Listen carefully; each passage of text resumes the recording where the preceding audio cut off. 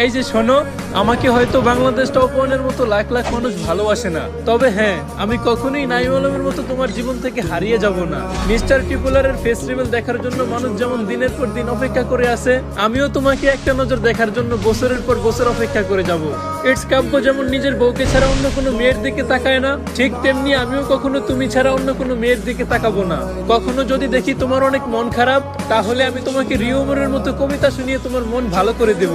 যদি তাতেও তোমার মন ভালো না হয়, তাহলে আমি তোমাকে ফোরেক্স তাহমিদের মতো মজার মজার গল্প শুনিয়ে তোমার মুখে হাসি ফোটাবো।